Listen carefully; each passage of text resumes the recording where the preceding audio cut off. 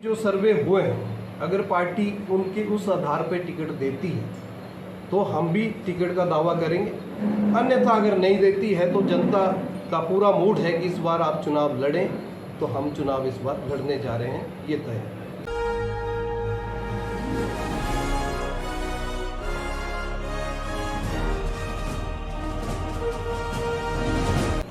सुंदरनगर भाजपा के विधायक एवं प्रदेश भाजपा के महामंत्री राकेश जम्वाल के विधानसभा क्षेत्र से पूर्व भाजपा वन मंत्री रूप सिंह ठाकुर के बेटे अभिषेक ठाकुर ने विधानसभा चुनाव लड़ने की घोषणा कर दी है। पूर्व वन मंत्री रूप सिंह ठाकुर के बड़े पुत्र अभिषेक ठाकुर ने इस बार हर हाल में चुनाव लड़ने की घोषणा की है।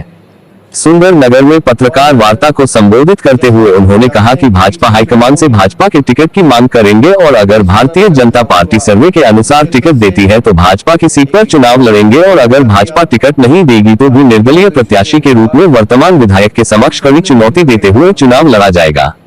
उन्होंने कहा कि वर्तमान भाजपा विधायक को उन्होंने पूरा समर्थन देकर विधानसभा में भेजा है, लेकिन उन्होंने अपने कार्यकाल में भाजपा के कार्यकर्ताओं की अनदेखी की और नए लोगों को साथ लेकर कार्यकर्ताओं को प्रताड़ित किया है। आइए जाने कहा कहते हैं अभिषेक ठाकुर। 1999 में लॉ की पढ़ाई करने के पश्चात मैंने वकालत को छोड़कर समाज सेवा को महत्व दिया और समाज सेवा में निकल पड़ा और लगातार लोगों के सुख दुख में सर्वे हुए हैं। अगर पार्टी उनके उस आधार पर टिकट देती है तो हम भी टिकट का दावा करेंगे, अन्यथा अगर नहीं देती है तो जनता का पूरा मूड है कि इस बार आप चुनाव लड़ें, तो हम चुनाव इस बार लड़ने जा रहे हैं, ये तय है। चुनाव लड़ रहा हूँ। 1977 से मेरे पिताजी ने इस क्षेत्र का प्रतिनिधित्व किया है और मैंने भी पार्टी के विभिन्न पदों पर विद्यार्थी परिषद में काम किया, आरएसएस में काम किया, उसके बाद पार्टी का मैं 2 बार मंडल का महामंत्री रहा, प्रदेश युवा मोर्चा का 3 बार सदस्य रहा और जहां भी पार्टी ने मुझे दायित्व दिया मैंने उस काम को करने का पूरी तौर से प्रयत्न किया है।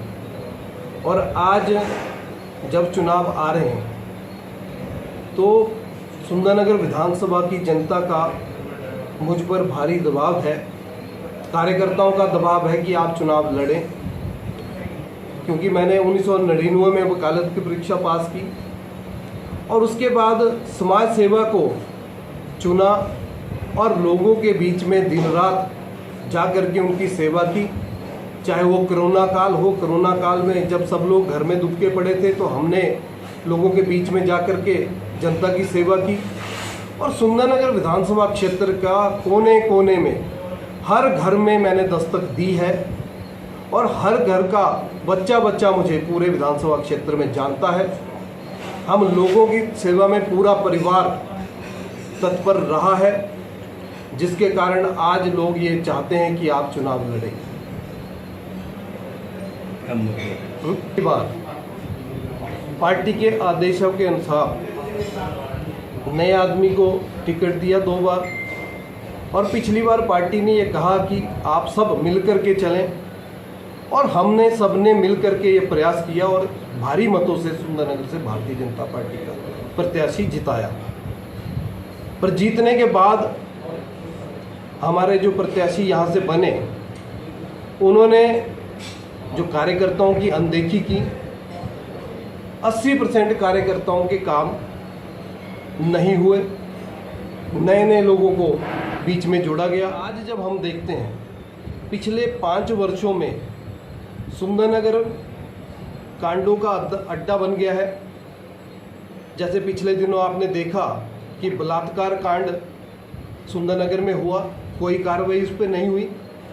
शराब का हम सुनते थे कि बिहार में, यूपी में और पंजाब में, बड़े बड़े राज्यों में जहरीली शराब के कांड होते थे, लेकिन हिमाचल प्रदेश में पिछले 5 वर्षों में अगर हिमाचल प्रदेश में कोई जहरीली शराब का कांड हुआ है तो वो सुंदरनगर विधानसभा क्षेत्र में। पुलिस भर्ती का मामला हो, पुलिस भर्ती में जो पेपर लीक हुआ वो हमारे यहाँ सुंदरनगर से हुआ, जिसके तार सुंदरनगर से जुड़े हैं। उसके बाद आपने पिछले दिनों ऑडियो सुना होगा। ऑडियो में जो हमारे यहाँ से बातचीत हुई, जो नौकरी को लेकर जहाँ पे बताया गया कि हमने तो घर से ही पेपर दे दिया गया, तो ऐसे जब काम हो रहे हैं और जो हमारे बेरोजगार भाई हैं जो तैयारी करके पेपर देने जाते हैं और बाद में पता लगता है कि ऐसी धांधलियाँ हो रही हैं, ये धांधलियों का अड्डा सुंदरनगर विधानसभा क्षेत्र बना हुआ है। पिछले दिनों आप सब जानते हैं कि पानी का एक प्रोजेक्ट सुंदरनगर में आया और बिना लोगों की सहभागिता से वो झील का गंदा पानी लोगों को पिलाया जा रहा है। जब हमने ये बात उठाई, जब प्रोजेक्ट का काम चला था, तो हमने ये बात उठाई कि आप सुंदरनगर में जो पानी दे रहे हो वो पानी झील का, जहाँ पे पूरा झील का गला सड़ा सब सामान वहाँ पे होता है और आप उस पानी को लोगों को दे रहे हो। तो हमने ये एक सुझाव दिया था कि आप इस पानी को जो सीवरेज और अन्य कार्य के कपड़े धोने के लिए और अन्य जो कंस्ट्रक्शन वर्क हैं, इरिगेशन के लिए आप इस पानी को दीजिए, लेकिन ज़बरदस्ती आज सुनता इस पानी। तो ये जो सारी बातें हैं, नया काम सुंदरनगर में कोई नहीं। मित्रों, जब भी कोई नया जनप्रतिनिधि बनता है तो कुछ ना कुछ काम तो वो करता है, लेकिन हमें ऐसा कोई विशेष कोई काम सुंदरनगर में कोई दिखने को नहीं मिला है। सिर्फ पुराने कामों के जीर्णोद्धार के काम किए जा रहे हैं और उस पर पट्टे लगाए जा रहे हैं। कोई नई सड़क सुंदरनगर विधानसभा क्षेत्र में नहीं बनी। पुरानी सड़कों पे 1-1 किलोमीटर सड़क बनती है, उसके उद्घाटन किए जा रहे हैं। ऐसा विकास का कोई काम, ऐसा कोई विशेष काम सुंदरनगर विधानसभा क्षेत्र में नहीं हो। दिन रात मेहनत करने के बाद आज जो हमारे कार्यकर्ता जिनको हाशिए में धकेल दिया गया, हम उनके बीच में लोगों के सुख दुख में लगातार जा रहे हैं और जनता का भारी दबाव है कि इस बार आपको चुनाव लड़ना है। और जहाँ तक जनता आज सुंदरनगर विधानसभा क्षेत्र की मैं बात करूं, तो सुंदरनगर विधानसभा क्षेत्र में जो विकास कार्य हो रहे हैं वो विकास कार्य केवल मात्र ठेकेदारी प्रथा को आगे बढ़ाने के लिए हो रहे हैं। आज चिट्टा माफिया, आज शराब माफिया, अगर हम पहले सुनते थे कि बिहार में शराब कांड हुआ, यूपी में शराब कांड हुआ, उसके बाद पंजाब में सुनते थे। अगर हिमाचल में शराब कांड हुआ है तो हम शर्मसार हैं कि हमारे सुंदरनगर विधानसभा क्षेत्र में शराब का कांड हुआ है, जिसके कारण 8 लोग परिवार के लोग उसमें उनकी जानें गई। और जहां सुंदरनगर विधानसभा क्षेत्र में अगर मैं बात करूं तो चिट्टे का बहुत बड़ा काम चिट्टे का ये सुंदरनगर विधानसभा क्षेत्र में फैला है और जहां जनता त्रस्त है, पार्टी के कार्यकर्ताओं को दरकिनार कर दिया जा रहा है।